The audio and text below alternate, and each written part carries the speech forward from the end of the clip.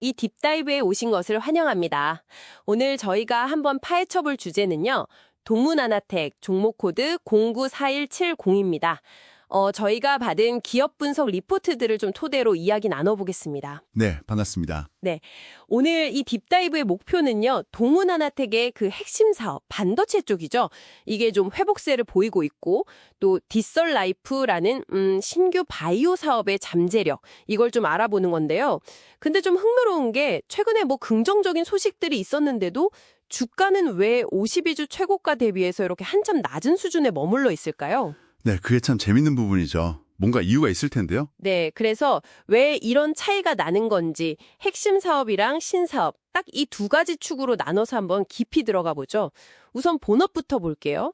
아날로그 반도체 설계, 그러니까 패블리스죠. 공장 없이 설계만 하는. 네, 주력 제품은 스마트폰 카메라에 들어가는 AF 드라이버 IC, 자동 초점 잡아주는 거요.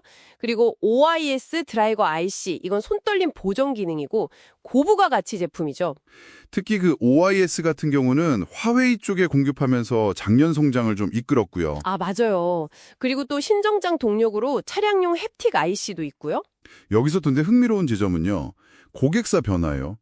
과거에는 뭐랄까 국내 대기업 위주였는데 이걸 화웨이 같은 중화권으로 잘 넓혔다는 거. 아, 다변화에 성공했다. 네, 그렇죠.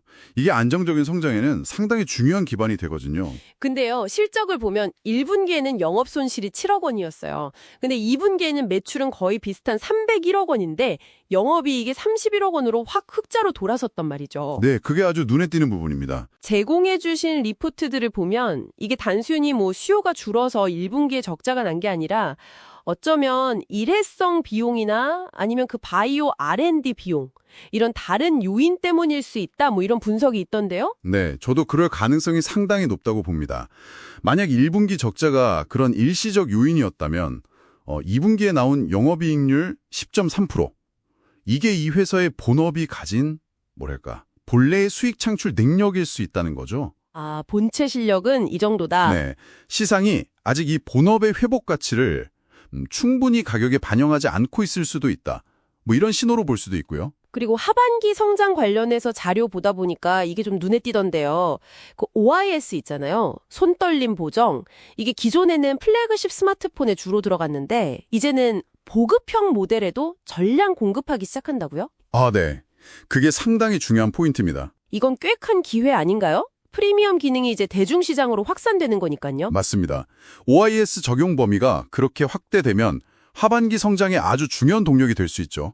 공급 물량 자체가 이제 확 늘어날 수 있으니까요. 자, 그럼 본업 회복세는 알겠습니다. 근데 사실 많은 분들이 더 주목하는 건 이 회사의 와일드카드, 바로 디설라이프라는 바이오 신사업인 것 같아요. 이게 처음에는 침, 타액 기반으로 혈당 재는 걸로 시작했죠. 네, 맞아요. 타액 기반 혈당 측정기, 피를 뽑는 고통 없이 혈당 관리가 가능하다. 이건 뭐 전 세계 수많은 당뇨 환자들한테는 정말 그 미충족 수요를 해결할 수 있는 엄청난 잠재력이 있는 거죠. 현재 진행 상황은 어떤가요? 단기적으로 봤을 때 가장 중요한 이벤트는 아마 연내에 식약처, KFDA죠. 여기에 본임상을 신청할 수 있느냐, 이게 될 겁니다. 근데 여기서 더 나아가서 2025년 7월에는 UCLA하고 같은 기술 기반으로 암 조기 진단 플랫폼 개발 계약까지 맺었다는 소식은 와, 이건 정말 놀랍더라고요. 네, 바로 그 점입니다. 이게 뭘 시사하냐면 디설라이프 기술의 적용 범위가 단순히 당뇨에만 머무는 게 아니라 암 진단까지도 확장될 수 있다. 이걸 보여주는 거죠. 플랫폼 기술로서의 가능성이네요. 그렇죠. 게다가 UCLA라는 세계적인 연구기관하고 협력한다는 건 기술적인 검증, 어떤 신뢰도 측면에서도 상당히 의미가 있습니다. 여기서 이제 자연스럽게 질문이 생기죠. 그럼 이 바이오 사업의 진짜 가치, 잠재력은 어느 정도로 봐야 할까? 자, 그럼 이 모든 내용들이 당신에게는 어떤 의미일까요? 한쪽엔 회복 중인 반도체 본업이 있고 다른 한쪽엔 잠재력은 큰데 리스크도 분명히 있는 바이오 신사업. 이 두 가지를 어떻게 보아야 할까요? 역시 리스크는 바이오 쪽이 크겠죠? 네, 가장 큰 불확실성은 역시 바이오 부문입니다.